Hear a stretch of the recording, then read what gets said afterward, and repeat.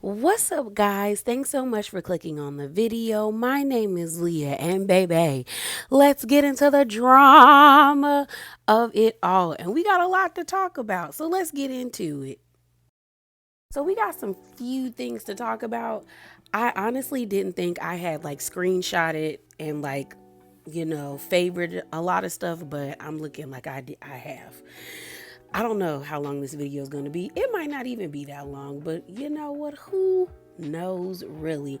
But first up, I think we should talk about Real Housewives of Salt Lake City. So let's talk about Lisa Barlow first. So on August the 18th, it was reported that Lisa and her husband owed somebody $400,000 that they borrowed for her Vita Tequila brand. And she had never paid this person back, allegedly. And that was posted on August the 15th. On that same day, closer to right around, I want to say maybe 9 o'clock at night, Lisa posted a screenshot of the TMZ article again with updates saying RHOSLC star Lisa Barlow's tequila business lawsuit dismissed. So I don't know how you post it and then next thing you know, in the same day, the lawsuit gets dismissed. Maybe they found a way to settle out of court if this is true that they did owe this person money, or maybe it was frivolous and the whoever was like, girl, this ain't even worth our time to even actually put any stock into it. But Lisa dodged a bullet right there. So let's talk about the trailer. So on Monday of this week or either Tuesday of this week, Bravo released the trailer for Real Housewives of Salt Lake City's newest season and also a brand new cast photo. I'm gonna be honest, the cast photo is not eating. It looks cheap. It's giving the same effect as Real Housewives of New Jersey, which also looked cheap. All they did was change their background. Now we know the ladies are in a different color, which is purple, and purple is my second favorite color, yellow being my favorite color. But it's just it doesn't eat. It doesn't eat the way I think they thought it was going to eat. And maybe, you know what would have really got something is if they were in a different color. I feel like with Real Housewives of Salt Lake City, when you look at all of their cast photos, it's snow theme. And I mean, I get it. They're in Utah. It snows. It gets cold. But maybe they could have came with a different color. I know I'm thinking of green, but green reminds me of Christmas. But either green or I wanted them to give us a photo how when Potomac came back for, I want to say season 7. Was it season? And they were all in red. That's what I was expecting with this, but that's not what we got. But let's look at the photos. So I think Angie looks really pretty in this purple dress. I just wish she had maybe a necklace on to accent her chest more, but she looks pretty. Heather, they want Heather to be the queen. They've been trying to get Heather to be the queen of these ladies since season 1, and Heather just don't got it. I don't know, something about this dress looks matronly, and it also looks like she doesn't have it on. Her head looks weird. It's AI, and I know it's not AI because they did release clips of them doing the actual photo shoot in the outfits with the green screen in the back. But something about it just doesn't look right to me. Lisa, I'm not gonna lie, as much as Lisa gets on my nerves, something about her sitting on this snowmobile kind of eats for me. It kind of eats for me. She looked good. The lady looked good. Then we got Whitney. I want y'all to know I can't stand Whitney. Something about Whitney just rubs me. Not something. I know what it is. Whitney is duplicitous to me. And I've always felt this way since season 1 when she was introduced to us. She just gives real snake vibes. And one of my mutuals was he sees Whitney as the Ashley Darby of Salt Lake City. And I was like, I don't see it for Ashley Darby, but that was a great comparison because that's what Whitney is. Then we have Meredith. I don't know. I feel like Meredith could have came harder. We know Meredith can dress, so I was expecting a little bit more. You have the new girl. I think this girl is Millie. I don't know. This dress is kind of basic, but she is very pretty. Then you have Brittany, the other new girl. So Brittany and Millie are friends of the show. I don't know. I've seen some things about Brittany, so she might be real interesting when it comes to this show. But the dress is very basic. Yeah, like both the friends of have really basic dresses. So I mean they a friend of. They ain't got to bring it that hard. Then we have Mary on the snowmobile. I think she looks nice. I like that her hair is different. I feel like oftentimes every time we see Mary do a promo shoot, her hair is always like bone straight. But I feel like the little waves and them darkening the hair makes her look a lot better. I do like the feathers on the dress, but you know, she can't do too much. She a pastor. And then our last one is, I think it's Brownwyn. I think that's how you say her name. She is the newest full-time housewife. I don't like this. I don't know. Something about it. I don't know. It's too many sequins. And based off of what I saw of her in the super trailer, I was thinking that she might have came a little bit harder. Cause I'm like, she half naked in the trailer. I was like, what is this? What's this sequin mess? I don't know. But I am kind of looking forward to this season of Salt Lake City. Now, I'm going to be honest, I'm not an avid watcher of it. Like when I see it, if it's on, I'm gonna watch it. If I get bored, I might slide over to Peacock and like binge like 3 episodes. But something about this trailer, I'm kind of interested in seeing. Like Mary and Meredith are supposedly beefing. I'm interested in seeing what happened between them. It looks like the girl Brownwyn might be actually like a good fit because she's not backing down from people. And then Lisa she had to catch herself. She almost almost baptized Whitney with some type of liquid on her birthday where they were all dressed up as her, and she caught herself. So I wonder what got her so heated, because what it seemed like Whitney said back to her wasn't that like serious for her to have that reaction. So I definitely am interested in seeing those type of like situations play out, but I don't know if I'm gonna be really like tuned in the way I was sort of kind of tuned in last season, because honestly I didn't really tune into Salt Lake City until the Greek Easter fight. And then I was kind of in and out, but like I was keeping up with like the clips that were online to figure out what was going down. And then when they went went on their cash trip, that's when I really clocked in and was watching every episode. You know, receipts, timelines, everything. So let's move on to Real Housewives of Atlanta. And y'all, it's a lot. It's a lot. I just, at this point, like I saw somebody say online, Atlanta is about to be random AF and chaotic as hell. And if you still gonna tune in, just buckle in for the ride. And that's just how I feel right now. Like, it's about to be random. It's about to be chaotic. At this point, I should just, if I'm gonna take the time to actually watch the show, then I might as well just enjoy the ride. And that's just how I feel at this point. So let's start off. So with mad beefs. So y'all know sometimes we slide over to their side of Twitter to see what they got going on, because oftentimes they'll give a little blind item here or there, maybe drop a little exclusive, and here lately they've been right about the things that they've been talking about. So on August the 16th, they posted this. And it says, one housewife experience has been so bad this season that she purposely is falling out with everyone to ice herself off the show. She wanted to quit for a while, but can't because of her contract. She also called Phaedra just like Kenya, hashtag RHOA. So a lot of people feel like this is about Brit Eady, because so far Brit is not really cool with anybody on the show. It seems like her and Kelly, I guess, knew each other before the show, but they fell out. And it's like a lot going on right now. So it doesn't really seem like she is cool with anyone. So this is a lot of people feeling like this blind item is about Brit.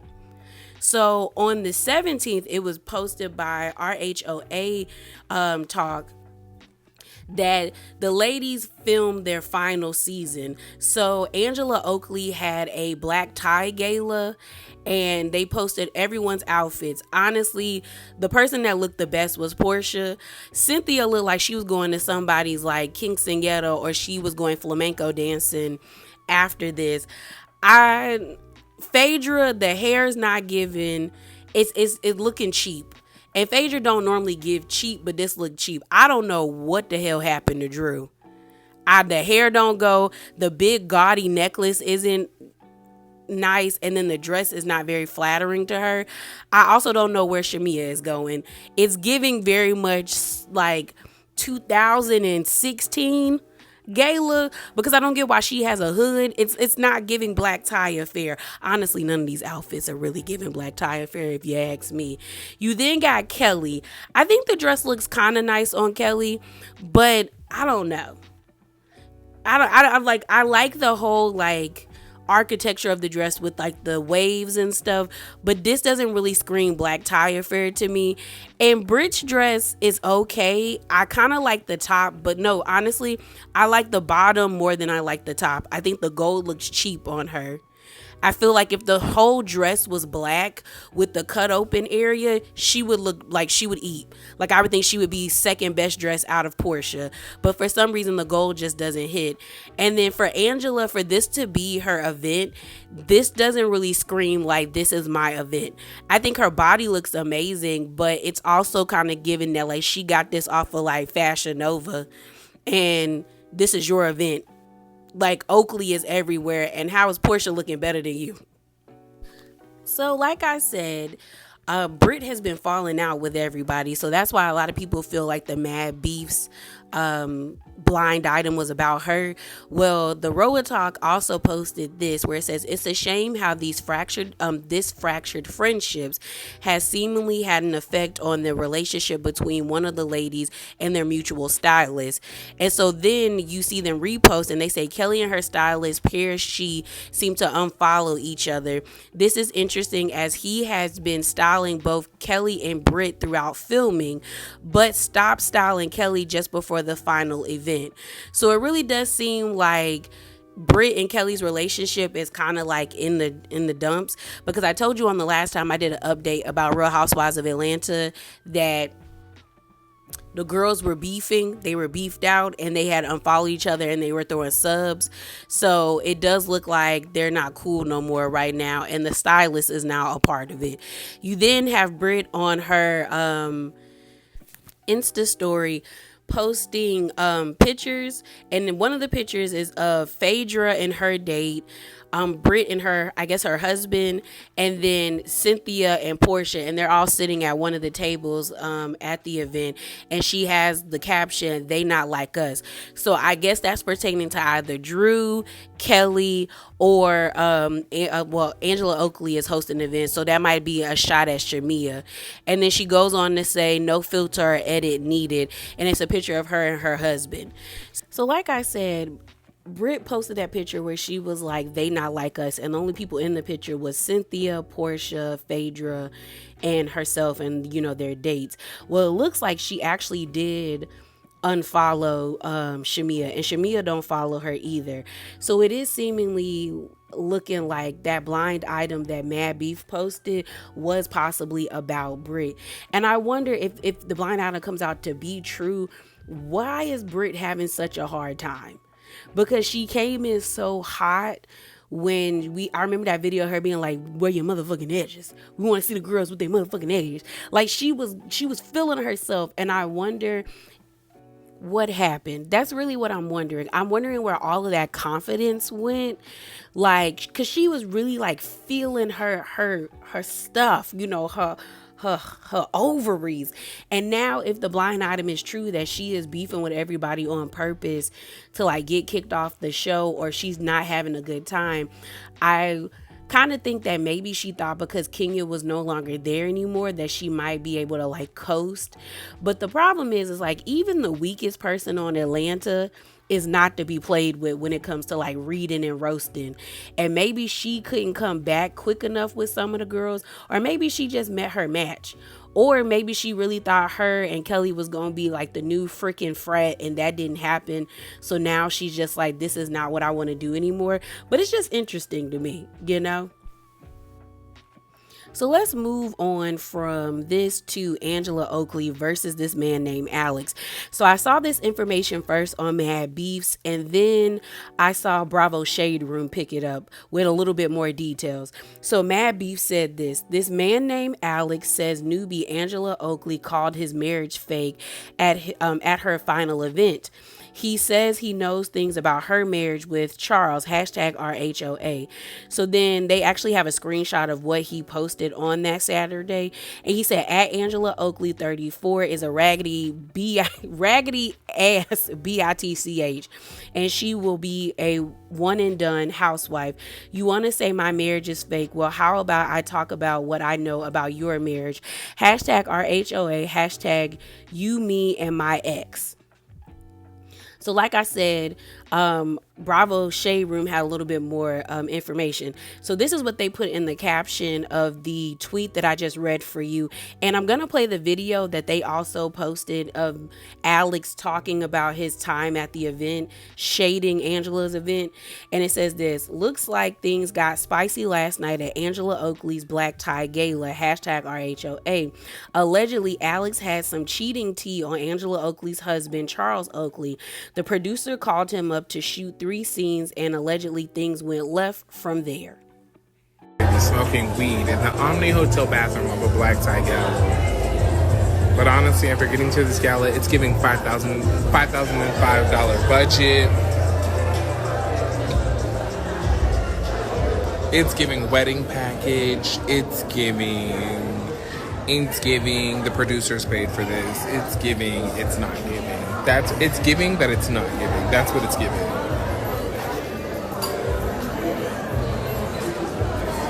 But we're here to celebrate the Oakley Foundation, and what are we doing here?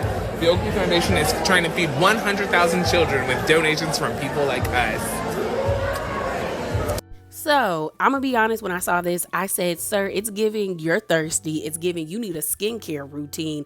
It's giving, are you going to help feed the children? Because if not, shut up. So everyone kind of like paid this dust, even though the guy was going off on Twitter.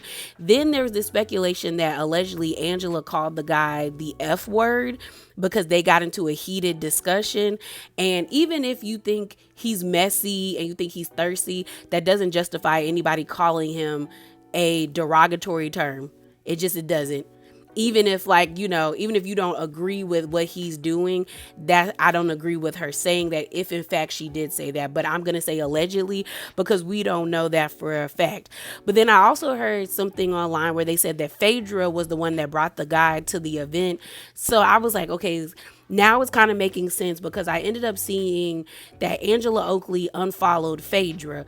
But mind you, Phaedra never followed Angela back. So I was like, that's not that big of a deal. If I follow somebody and we're like working together and you don't follow me back, I'm just going to go back and unfollow you. But with this new tea coming out about how Alex and Phaedra might be connected, it makes a lot more sense. So then, a few days after this whole situation with Alex and Angela and all this speculation, Mad Beefs ends up posting a screenshot of a DM that was sent to him by someone who said that allegedly that they were at the actual event. So let me read this for you.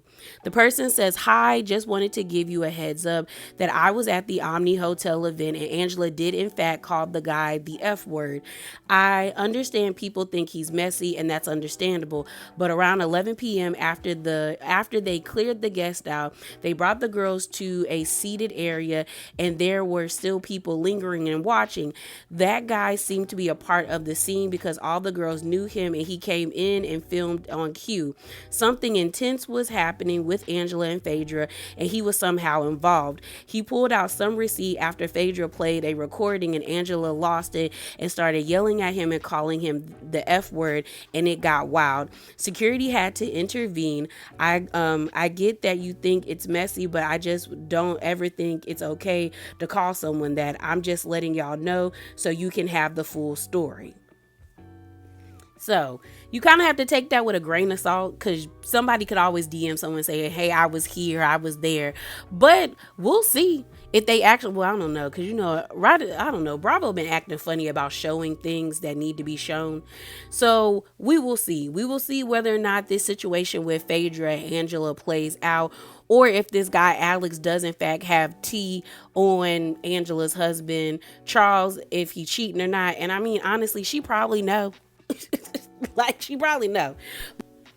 But let's move on to our next story. So Portia got on to Twitter like on the 19th, and she posted this: "Whoever leaked my photos, your breath stank, you funky heifer. Hashtag RHOA." And I was like, what pictures is she talking about? And then I saw this video of her, and I said, oh, I guess she's talking about this. So the video is basically like of Portia, like I think she was doing like her cue card green screen. Like she's in this really pretty orange dress. She's holding this peach in her hand, and she's like snapping and doing all this stuff. And you know how sometimes when you're watching Housewives, they'll say the person's name, and then you see them like you see the picture of them, and they're either like smiling or doing like a spin. So that's what it was giving. But then she deleted the tweet. So I'm like, what was the point of that? And honestly, the picture was definitely taken by somebody she knew, because she was all up in the camera. And I'm like, girl, are you saying your sister's a funky heifer?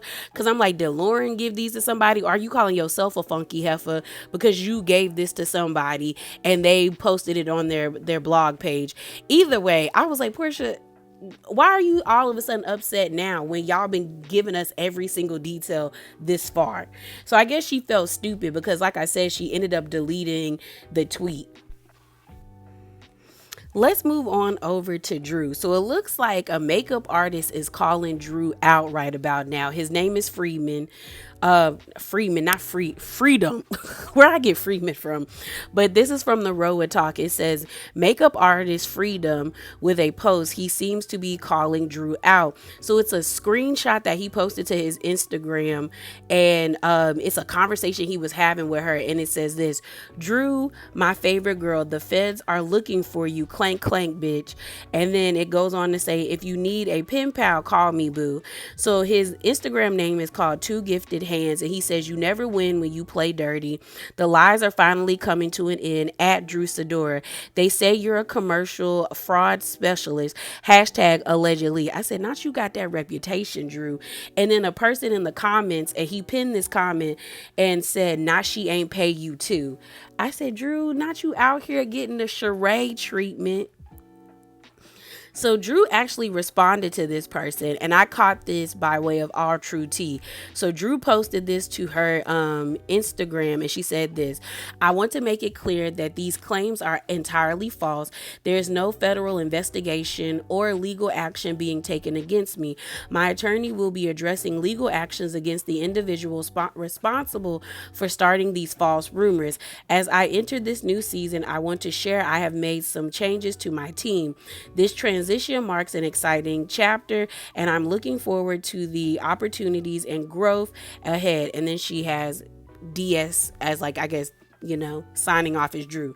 Now, what I do find interesting about this comment is, like, maybe she didn't pay him because he's no longer a part of her team, but I'm still like, well, he's saying you didn't pay her, girl. So you might want to do something about that. Drew, like, you don't want to have that reputation that you haven't paid anybody. But that's interesting because she was all on Sheree's neck about, the people say you don't pay, like she don't pay, and now you have that reputation of being like you don't pay.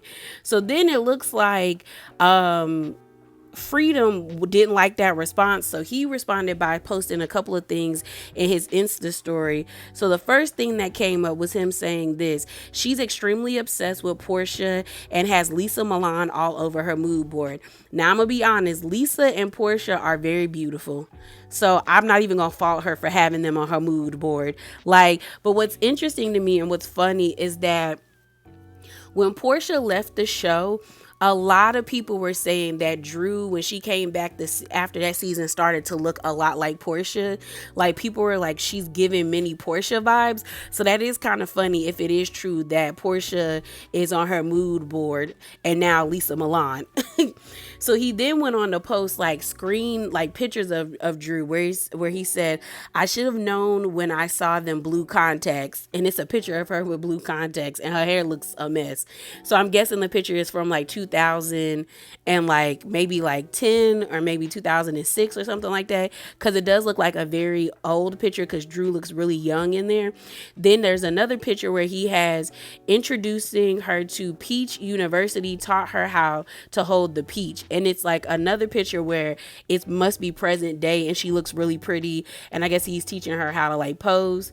And then he goes on to say, I made Drew. Drew didn't make me.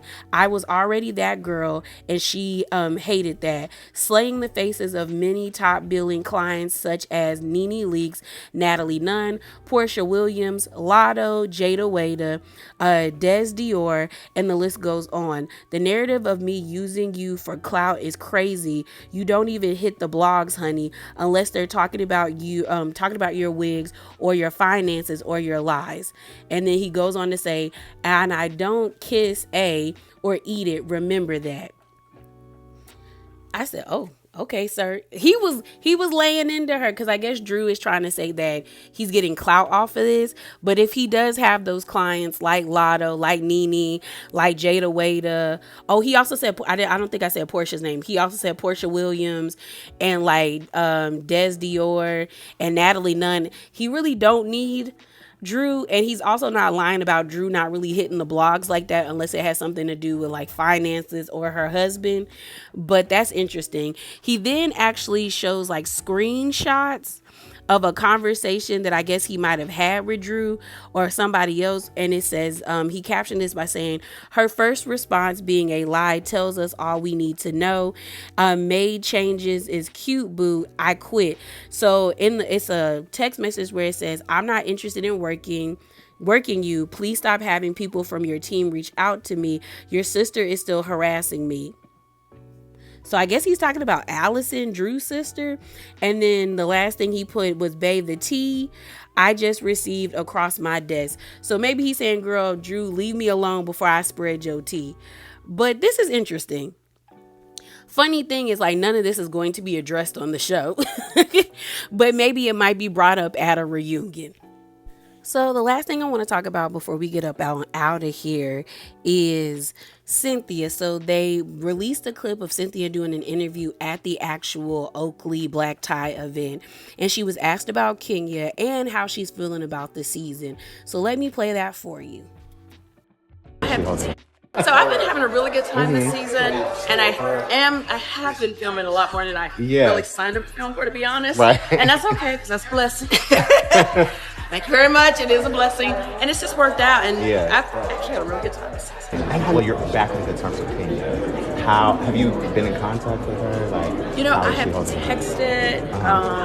We have had an exchange, but I honestly haven't talked to her lately. Gotcha. But the love for Kenya is always going to be there. I love that. Twirl is I love that. Irreplaceable. I love that. It is the finale tonight. Sweet 16 finale. Okay, well, how you feeling? You know what? I am feeling super sweet. A little bittersweet. It's been a lot of ups and downs. But lots going on. Technically a vet in this case. So it's like 11 years in the game. I did come back as an official friend. Yeah. Are you more comfortable with that? That's a space I'm more comfortable Yeah.